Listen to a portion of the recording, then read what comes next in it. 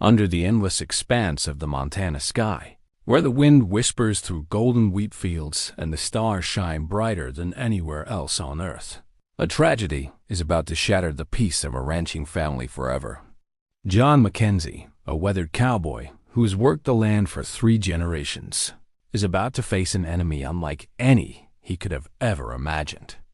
When 3 bright lights descend from the heavens one fateful night, they bring with them not wonder, but devastation.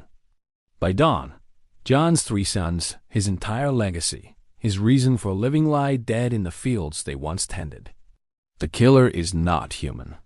It is something from beyond the stars, something that has declared war on a family that knows only one response to violence: revenge.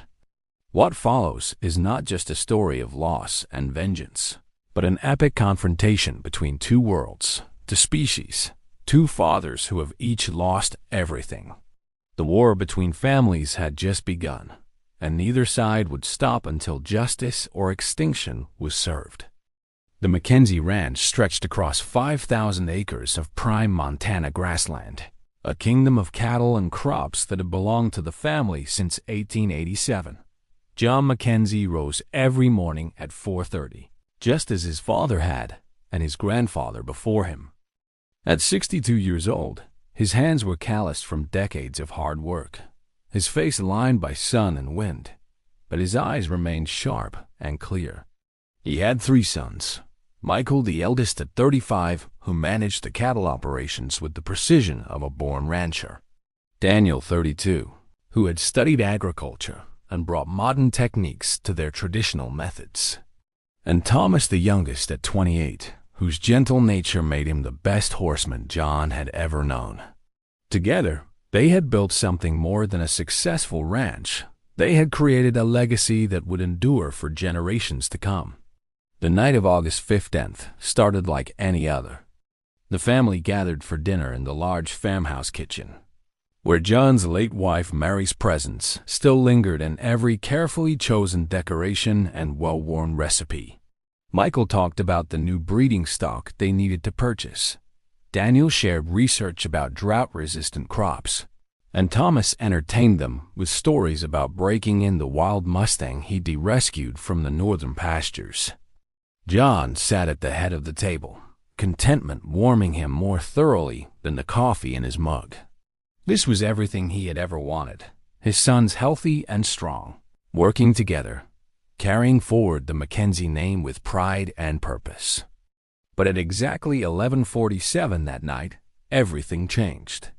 John was in the barn checking on a mare about to foal when the sky erupted in light. 3 brilliant points of illumination descended from the darkness, moving with impossible speed and precision. They weren't meteors or satellites.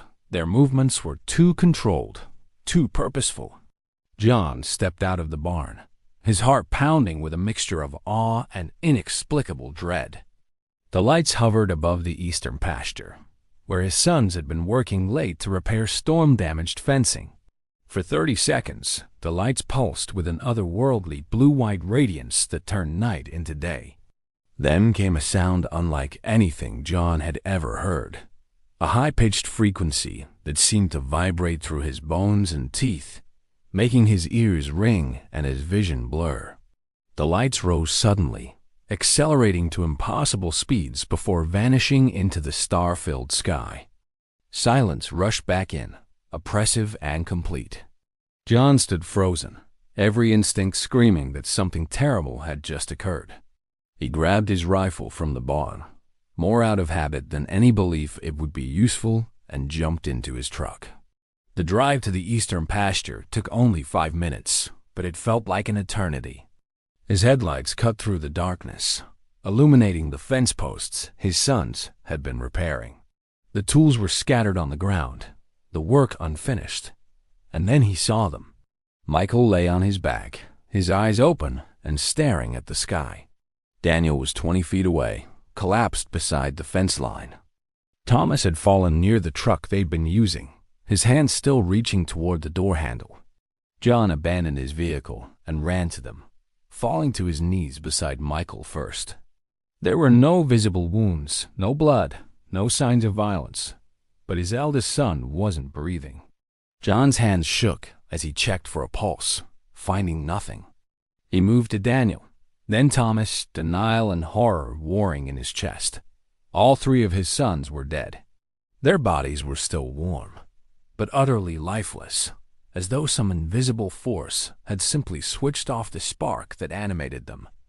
John Mackenzie knelt in that field until dawn, cradling each of his sons in turn, his grief too vast for tears or words. When the sun finally rose, painting the Montana sky in shades of orange and gold, he made a decision that would define the rest of his life. Whatever had come from the sky had murdered his children, and whatever it was, wherever it had gone, he would find it. He would make it pay for what it had taken from him. The old cowboy didn't know that the entity he sought was watching him even now, through sensors and scanning equipment beyond human understanding.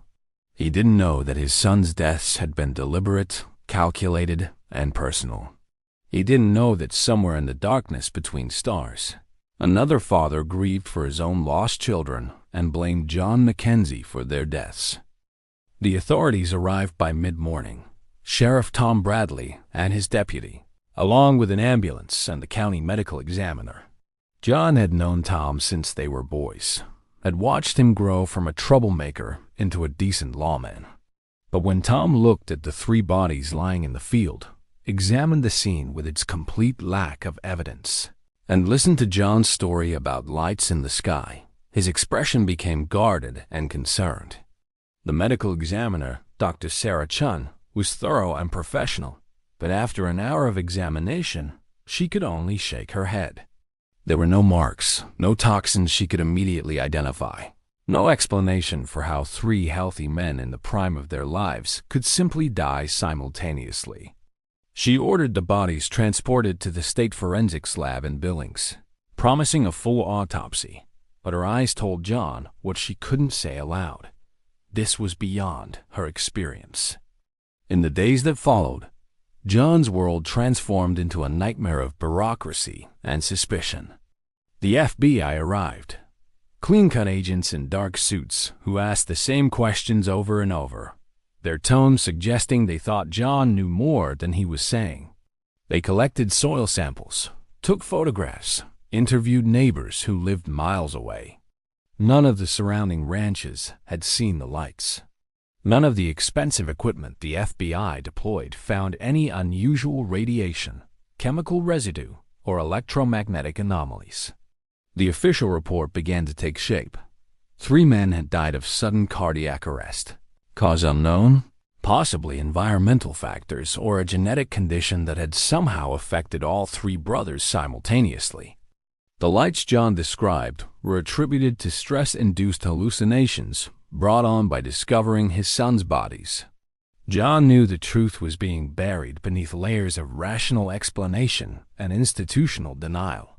He stopped cooperating with the investigators, answered their questions with single-word responses, and waited for them to leave. The funerals were held on a gray Thursday afternoon, the sky heavy with clouds that threatened rain but never delivered. The church was packed.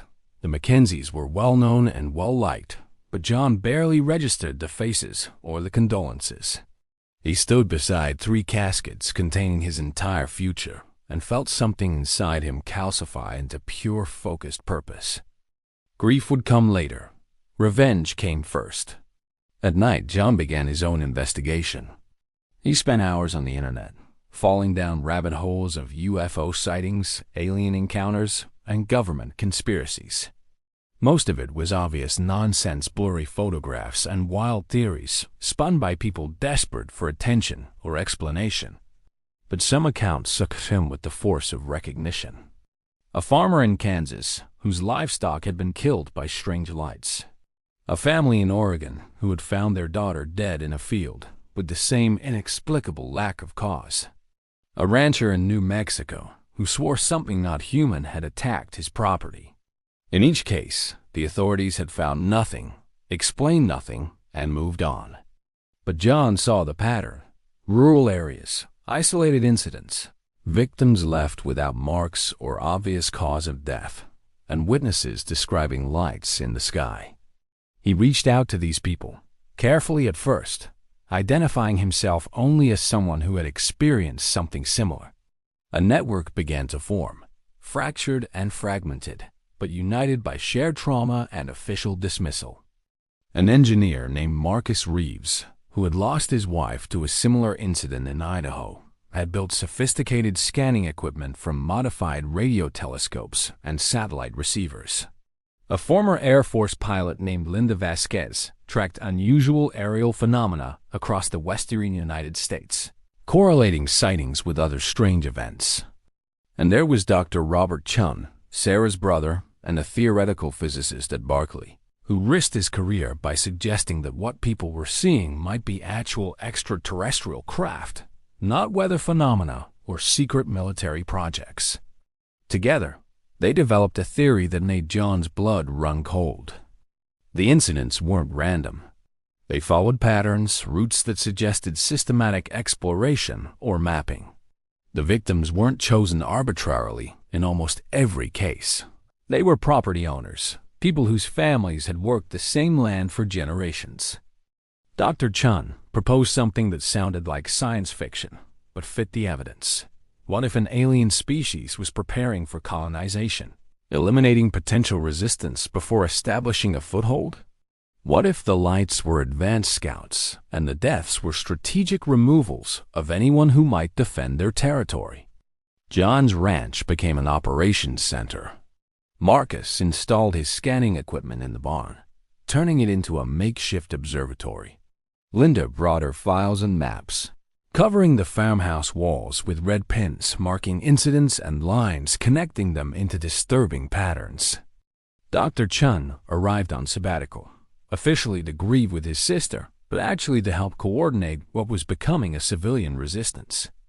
They watched the skies every night, waiting for the lights to return. John knew they would. Whatever had killed his sons had done so deliberately, and he didn't believe for a moment that it was finished. The attacks would continue, spreading like a plague across rural America until someone stopped them. And if the government wouldn't act, couldn't act, or was too blind to see the truth, then John Mackenzie would become the resistance. He would protect others from the fate that had destroyed his family. And when he finally faced the thing that had murdered his sons, he would make sure it understood what it meant to go to war with a family that had nothing left to lose. The breakthrough came 6 weeks after the deaths, on a cold October night when the first snow of the season dusted the Montana plains. Marcus's equipment detected unusual electromagnetic signatures approximately 200 miles northwest of the ranch, in an isolated area of the Lewis and Clark National Forest. The readings were consistent with the energy patterns Marcus had theorized would accompany the alien craft, but stronger than anything previously recorded. Linda cross-referenced the location with recent reports and found something chilling. 3 hikers had gone missing in that area 2 days earlier, and a forest ranger had reported seeing strange lights the same night. John didn't hesitate. He loaded his truck with supplies, weapons, and enough determination to challenge death itself, and headed into the mountains with Marcus and Linda following in a second vehicle. They reached the coordinates just after midnight, parking on a logging road and hiking the final 2 miles through dense forest. Marcus carried his portable scanning equipment in a reinforced backpack, the device humming softly as it tracked the electromagnetic anomalies. The readings grew stronger with every step, leading them to a clearing that shouldn't have existed.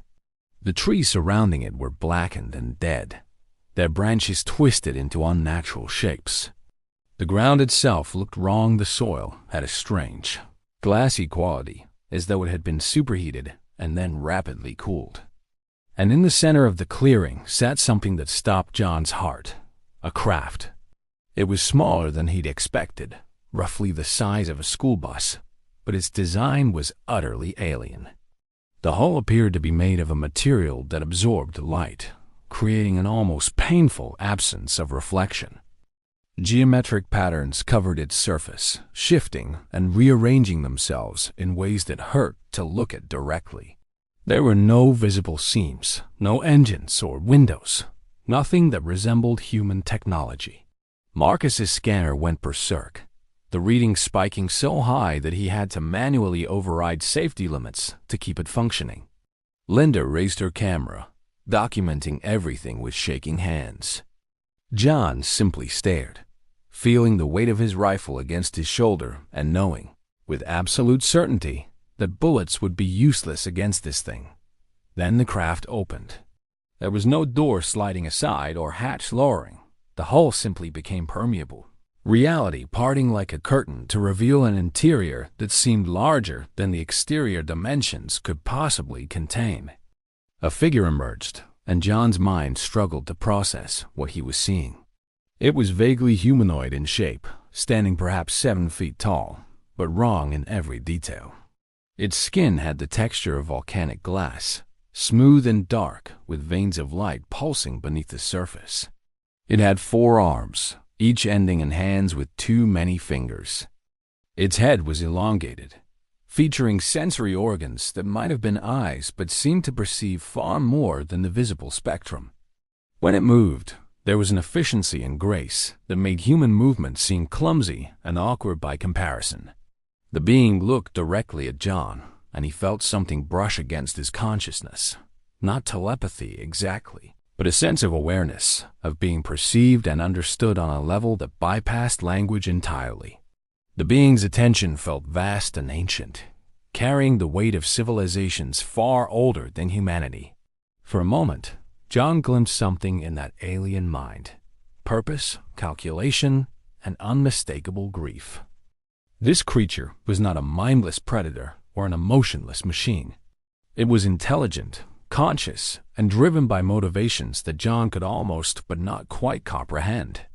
The being raised one of its 4 hands, and John saw something clutched in its too many fingers, a device of some kind, covered in the same geometric patterns as the craft's hull.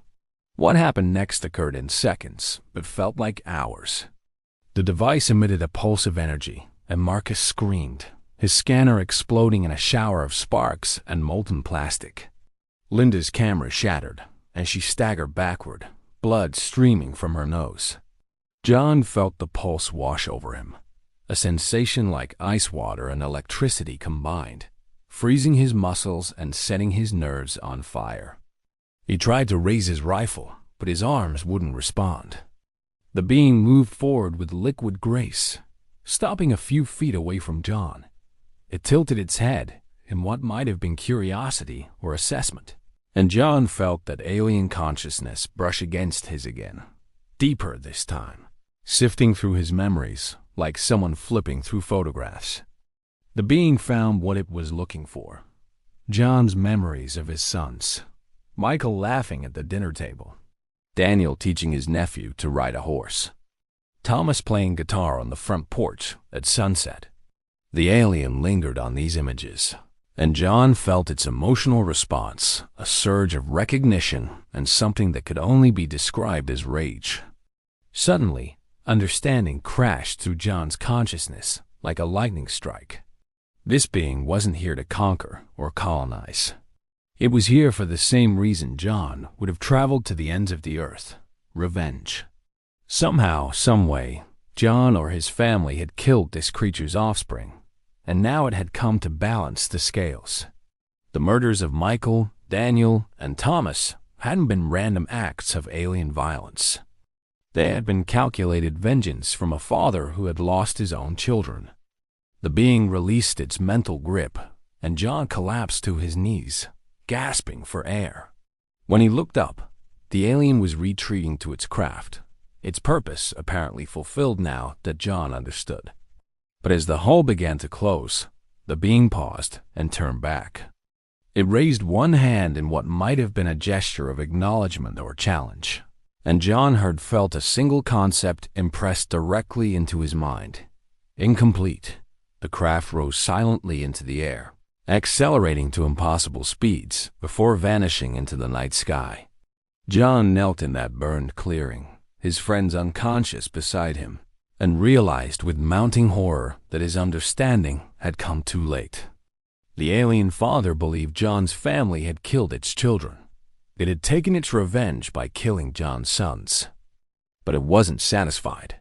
The war between their families wasn't over. It had only just begun. John managed to get Marcus and Linda back to the truck, both of them barely conscious and suffering from what Dr. Chun would later diagnose as severe electromagnetic trauma. The drive back to the ranch took 3 hours, and John's mind raced the entire way, trying to piece together the impossible puzzle. When had his family encountered alien beings? How could they have killed this creature's offspring without John knowing anything about it? The alien's certainty had been absolute. It believed the Mackenzies were responsible, believed it with the same unshakable conviction that John felt about his son's murders. But conviction wasn't proof, and John needed to understand what had actually happened before this cycle of revenge consumed everything. Back at the ranch, as Dr. Chun treated Marcus and Linda for their injuries, John began searching for answers in the only place left, his family's history. He pulled out boxes of old photographs, journals, and records that stretched back 5 generations. He called his Aunt Miriam, his father's sister, now 87, and living in a nursing home in Billings. She was the family historian, keeper of stories and secrets that went back to the ranch's founding. When John asked her about anything unusual that might have happened on the property, strange occurrences, unexplained events, anything involving lights in the sky, there was a long pause on the phone. Then Miriam said words that made John's blood run cold. "Your grandfather made me promise never to talk about that summer." The summer of 1962, John drove to Billings the next morning, sitting in his aunt's small room surrounded by flowers and photographs while she told him a story that had been buried for decades. In the summer of 1962, John's grandfather, Thomas, the man John's youngest son had been named after, had discovered something crashed in the northern section of the ranch. It wasn't a conventional aircraft. It was small, no bigger than a car, made of materials that Thomas couldn't identify. And inside were 3 beings, small and fragile-looking, clearly injured or dying. Thomas, a practical man who trusted his rifle more than miracles, had panicked. He thought they might be Soviet agents or secret weapons, remnants of the Cuban Missile Crisis paranoia that gripped America. He made a decision that would echo across decades. He killed all 3 beings, buried them deep on the ranch property, and destroyed every trace of their craft in the farm's industrial smelter. Thomas took the secret to his grave, telling only his wife and his sister what he'd done. He never knew exactly what he'd killed, whether they were truly extraterrestrial or some government experiment gone wrong. But he knew he'd killed thinking, conscious beings, and the guilt haunted him for the rest of his life. It made Miriam swear never to tell his son or grandson, believing the past should stay buried. But the past hadn't stayed buried. Somehow, the alien that killed John's sons had learned what Thomas Mackenzie had done 60 years earlier. It had tracked down his descendants and exacted revenge on the 3rd generation, making John feel the same pain it felt when its offspring died. John returned to the ranch with this new knowledge weighing on him like a physical burden. His sons had died for his grandfather's crime. The alien father's grief and rage were justified. Thomas had murdered its children, and it had responded by murdering Thomas's great-grandchildren. In the alien's culture, in its system of justice, this might be considered a fair exchange. But John couldn't accept that. His sons had been innocent. They hadn't even known about their great-grandfather's actions. Punishing children for the sins of their ancestors was wrong, whether practiced by humans or aliens. The cycle had to stop, but John didn't know how to stop it. The alien had said, "incomplete," before leaving. Did that mean it intended to kill more Mackenzies? Would it come for John himself, or for his brothers' families, his cousins, his nieces and nephews? The answer came sooner than expected. 2 weeks after the encounter in the forest, the alien craft returned, but this time it came to the ranch itself. John was in the farmhouse with his team when Marcus's rebuilt scanners shrieked their warning. The craft appeared directly above the barn, hovering with impossible stillness, its dark hull absorbing the afternoon sunlight. John grabbed his rifle, knowing it was useless but needing to hold something, and walked out to meet it. The being emerged from its craft, descending to the ground with that unsettling grace.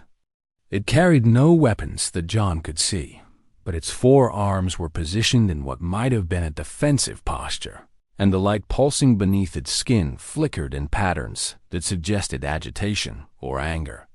They stood facing each other in the ranch yard, human and alien, father and father, each the author of the other's grief.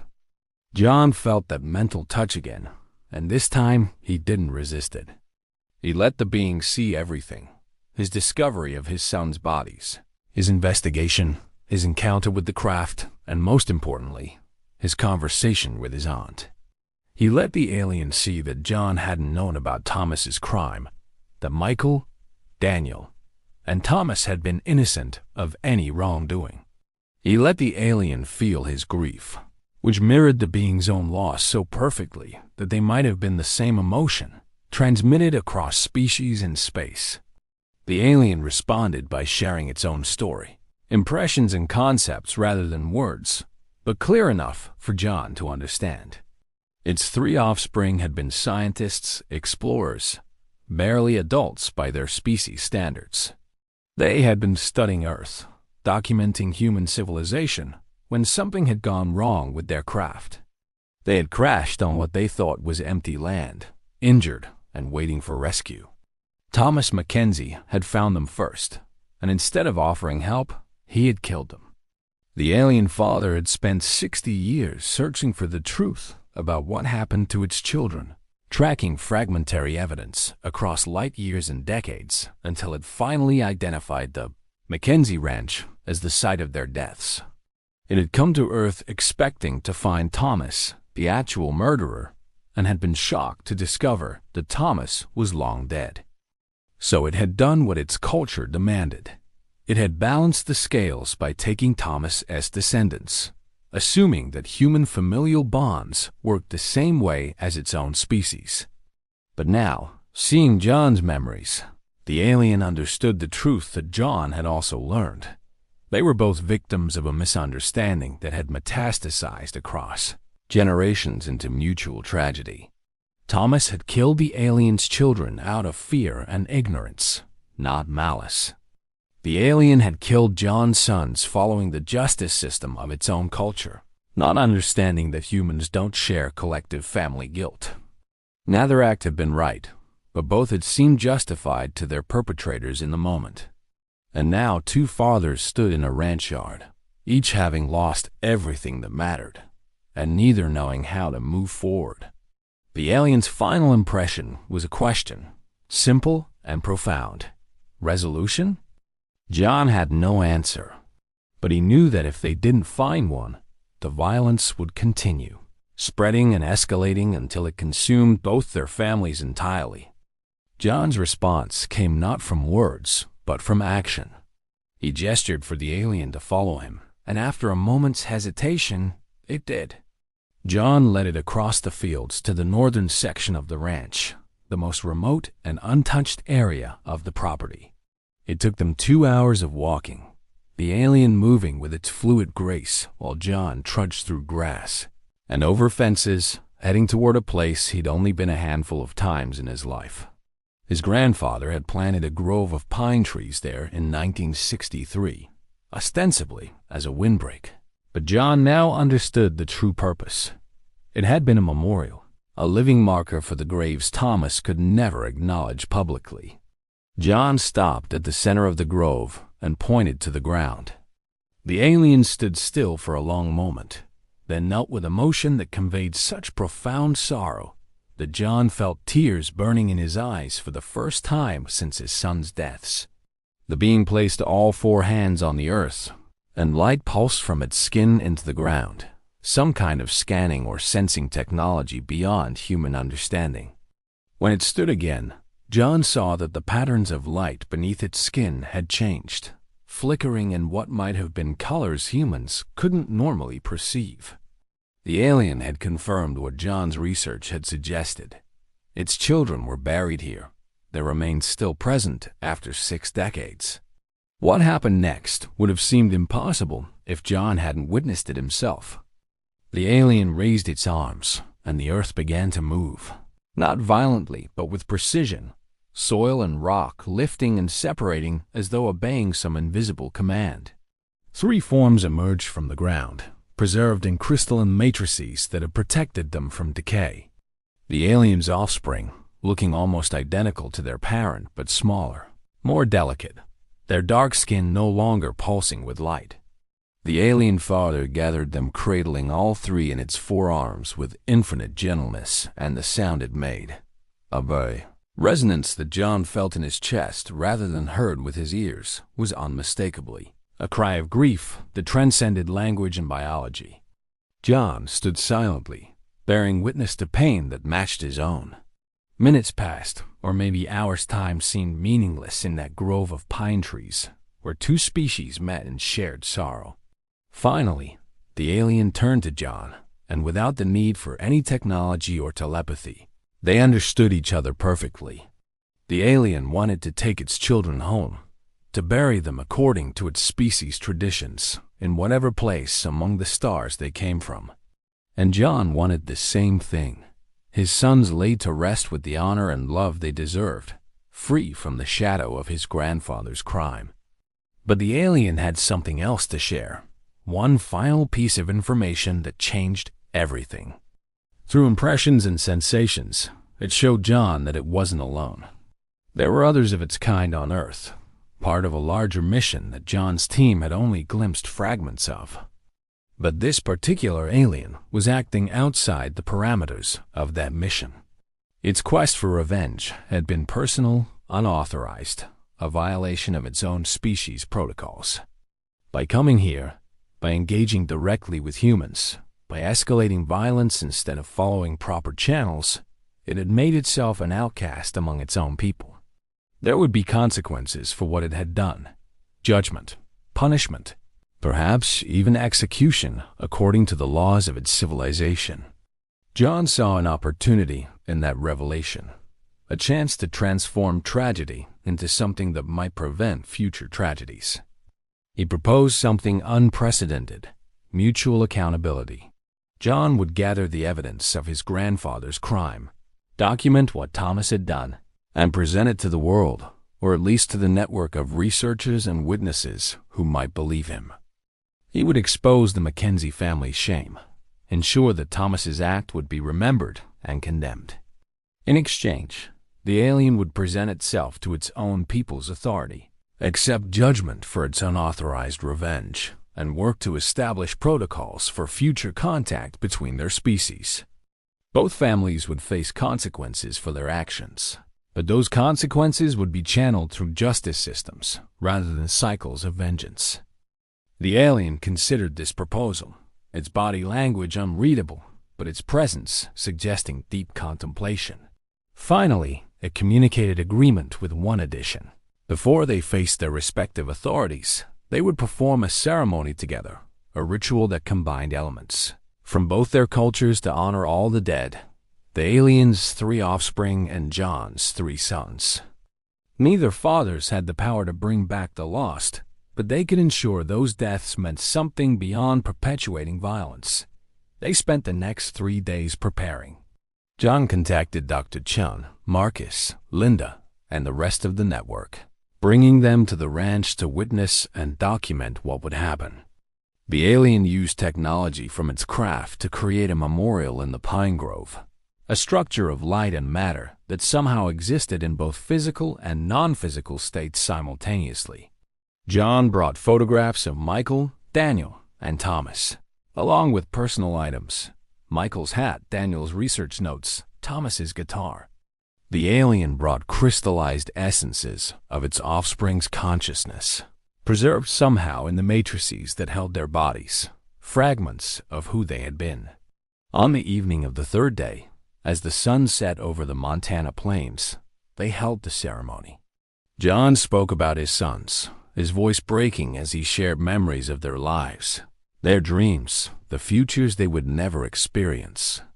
The alien communicated about its offspring through impressions that everyone present could somehow feel: their curiosity about Earth, their excitement at exploring a new world, their fear and confusion when Thomas's rifle had ended their lives. Neither father asked for forgiveness from the other, because forgiveness wasn't the point. Acknowledgement was the point. Understanding was the point. Creating a record that said, "This happened, these lives mattered, this grief is real and justified, and we choose to honor the dead by ending the cycle that claimed them." When the ceremony ended, something extraordinary occurred.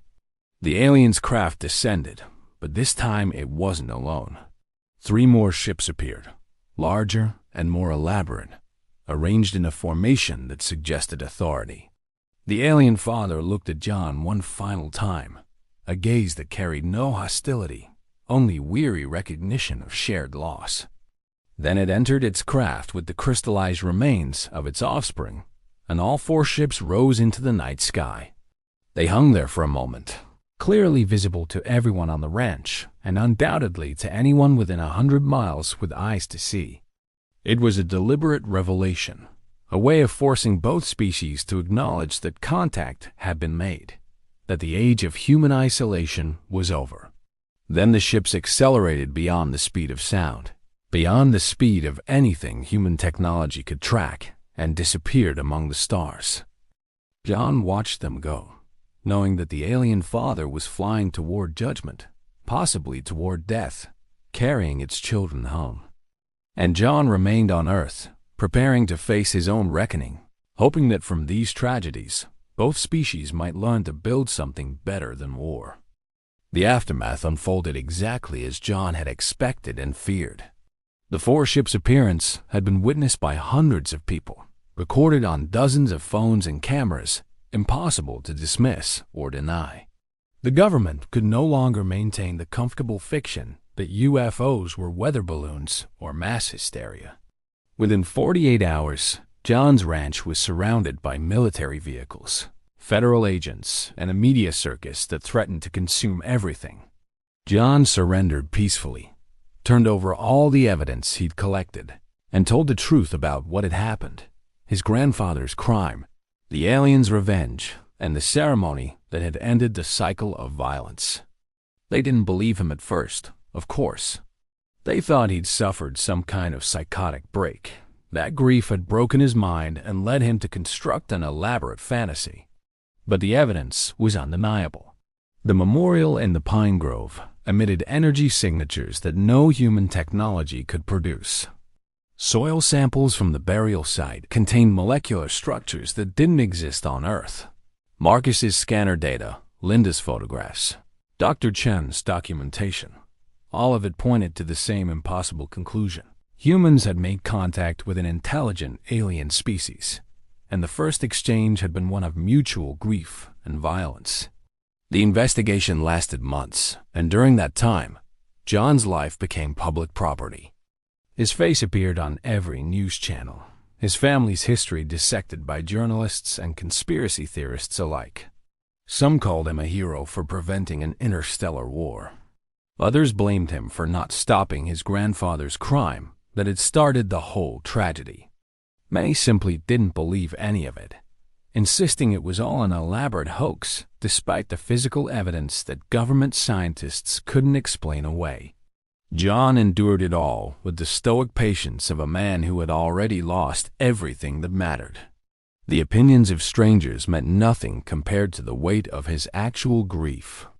The Mackenzie Ranch became a symbol, debated in international forums and United Nations meetings as humanity grappled with the revelation that they were not alone in the universe. Protocols were established for future contact, based partly on John's account of what the alien had communicated about its own species' rules. Scientists scrambled to understand the technology they'd witnessed. Philosophers and ethicists argued about what justice meant when dealing with beings from different worlds with different moral frameworks. And slowly, painfully, humanity began to adjust to a larger and more complicated universe. John learned, through carefully worded statements from government officials who seemed to have their own channels of alien communication, that the alien father had indeed faced judgment from its species. But instead of execution, it had been assigned to serve as a liaison between its people and humanity, using its painful understanding of human nature, acquired through grief and revenge, to help prevent future conflicts.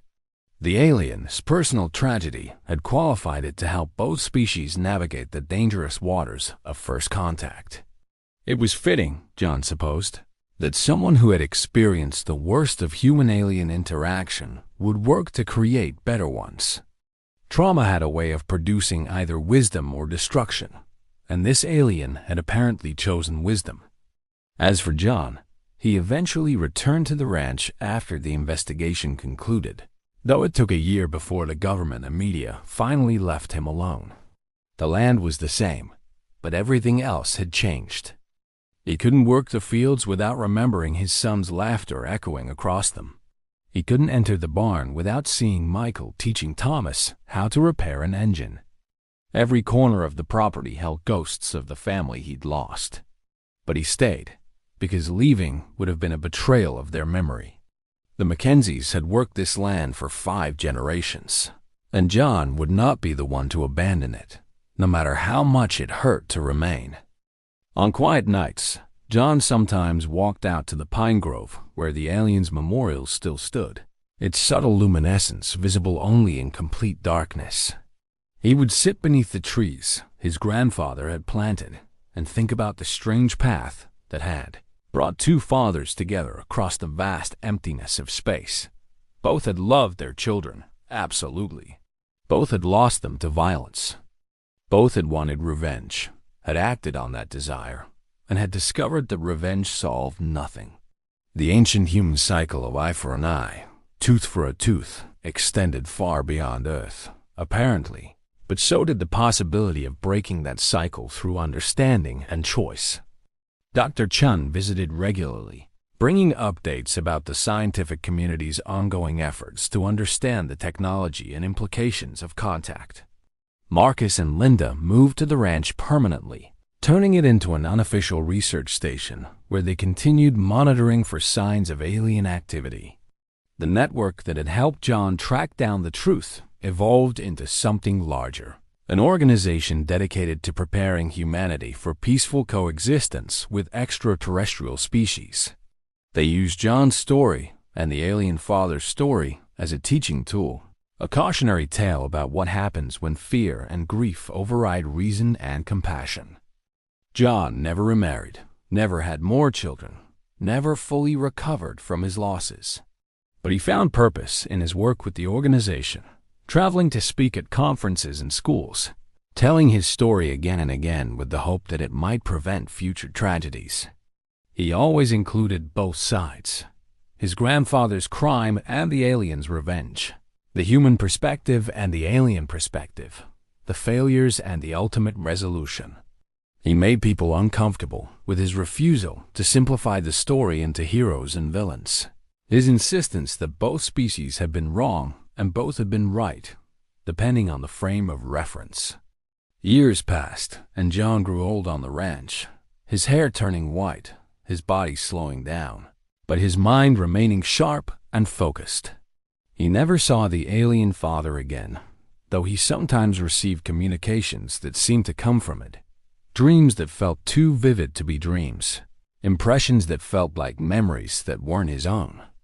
In these communications, he sensed that the alien was fulfilling its role as liaison, working to build bridges between species, carrying the lessons learned from their shared tragedy into countless negotiations and first contact situations. Both fathers had been transformed by their losses, shaped by their grief into something different from what they'd been before. Neither would have chosen this transformation, but both accepted it and tried to make it mean something.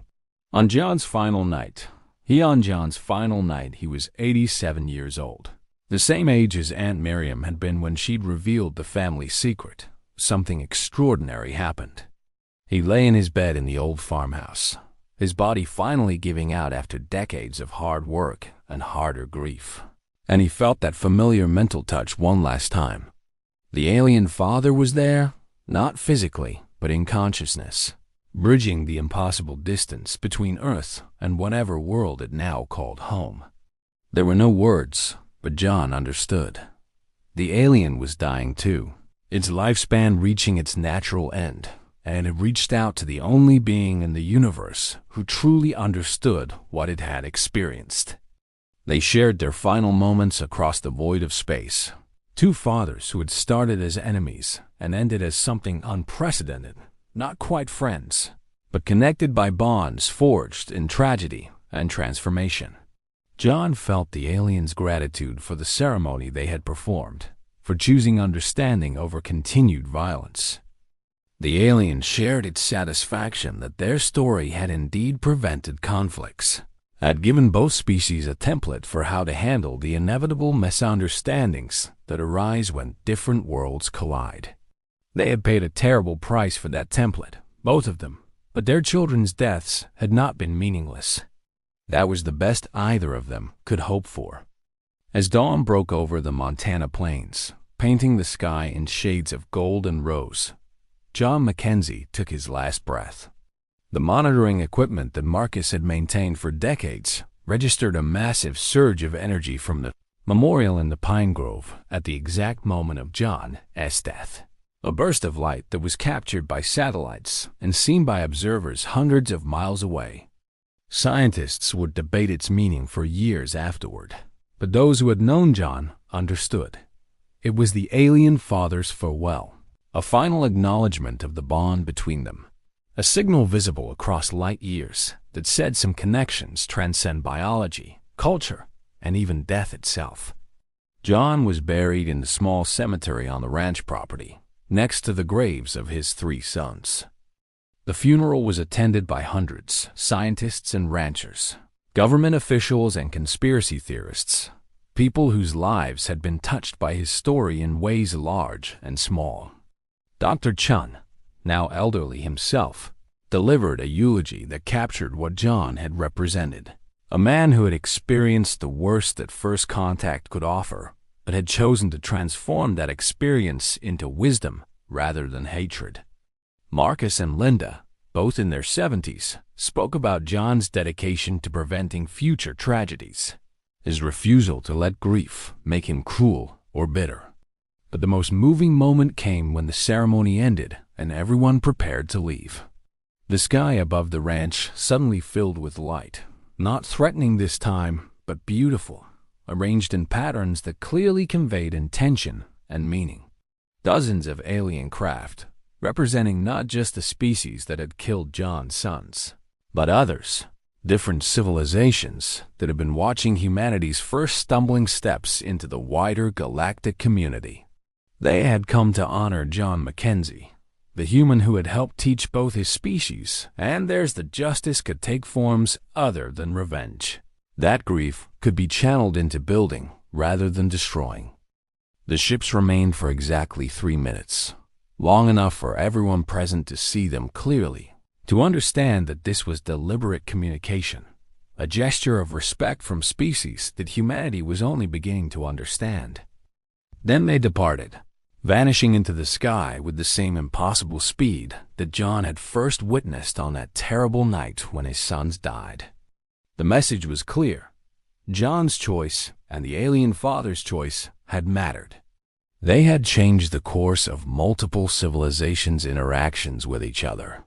The war between families had ended not with more death, but with understanding, and that ending had rippled outward farther than either father could have imagined.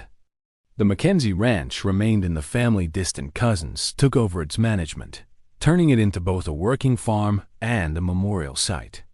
The Pine Grove became a place of pilgrimage, where humans came to contemplate humanity's place in a universe far more complex and populated than they'd ever imagined. The memorial that the alien had created continued to emit its subtle light, a permanent reminder of what had been lost and what had been learned. Schools brought children to visit, teaching them John's story as a lesson in empathy. in the importance of breaking cycles of violence, in the possibility of finding common ground, even with beings utterly unlike themselves. Decades after John's death, when humanity had established regular contact with multiple alien species and had even begun to develop its own interstellar travel capabilities, researchers made a discovery in the archives of the alien species that had started it all. The alien father, whose name translated into human language meant something like guardian of distant stars, had left extensive records of its time on Earth.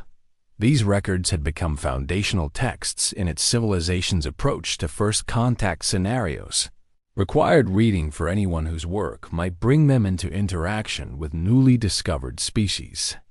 The alien father's writings emphasized the dangers of assuming other species shared your values or justice systems, the importance of clear communication even across vast biological and cultural differences, and above all the recognition that grief and love were universal experiences that could serve as bridges between worlds. Most movingly, the alien father had written extensively about John Mackenzie, describing him with a mixture of respect and sorrow that transcended translation.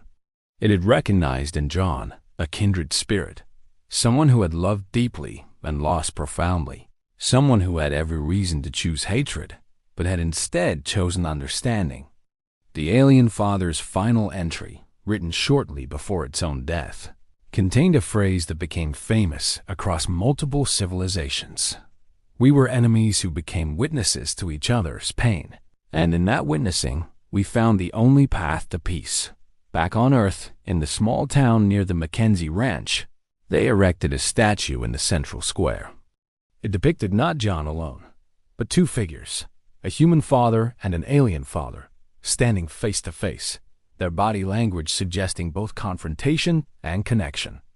The plaque beneath it told the story in simple words that children could understand, but that carried depths that adults spent lifetimes contemplating.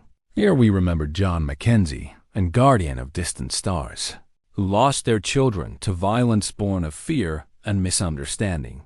Through their grief, they taught two species that the strongest response to tragedy is not revenge, but the courage to break cycles that cause suffering. Their war ended not with victory, but with wisdom. May we honor them by carrying that wisdom forward into all our encounters with the vast and varied universe we are privileged to inhabit. And on clear nights, when the stars shone bright above Montana, people sometimes reported seeing lights in the sky above the ranch, not threatening, not investigating, just passing by in what seemed like acknowledgement or remembrance.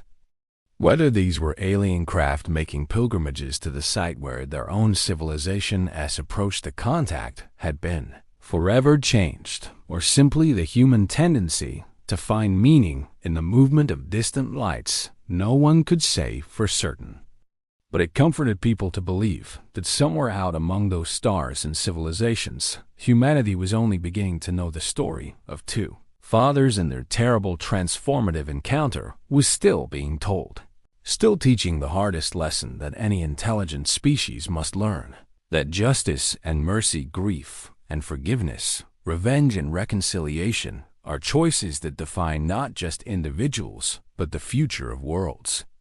John Mackenzie had been a simple rancher, a man who loved his land and his family, who never sought fame or historical significance. But he had been tested by circumstances beyond anything he could have imagined, and in that test, he had found a strength that came not from violence, but from the willingness to understand, to acknowledge complexity, to sit with discomfort and grief rather than transform them immediately into rage. That strength had changed the trajectory of human-alien relations, had prevented conflicts that might have consumed worlds, had opened pathways to cooperation that were still being explored generations after his death. The war between families had begun in violence and misunderstanding, in Thomas Mackenzie's fear and the alien offspring's vulnerability, in Guardian of Distant Stars' grief and John's son's innocence. But it had ended in something that no one watching those first tragic events unfold could have predicted: a template for peace, A story of transformation, a proof that even the deepest wounds could heal if both parties chose understanding over retaliation. It was in the ending that John would have chosen.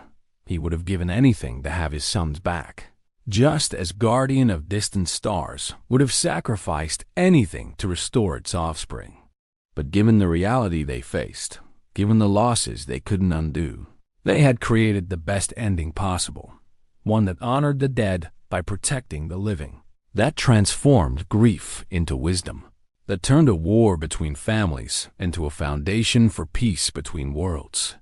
And so the story ended where it began, under the vast Montana sky, on land that had witnessed 5 generations of Mackenzie family history and had become the site of humanity's most significant transformation. The wheat still grew in golden waves. The cattle still grazed on rolling hills. The wind still whispered through the pine grove where memorials to 2 species dead stood side by side. Life continued as it always does, but changed by the knowledge that the universe was larger, stranger, and more full of possibility than anyone had dared to imagine. John Mackenzie and Guardian of Distant Stars had paid the price at first contact in the blood of their children, but they had ensured that future generations, human and alien alike, might meet each other not as enemies, but as fellow travelers through the vast and mysterious cosmos, united by the universal experiences of love, loss, and the eternal hope that understanding might triumph over fear.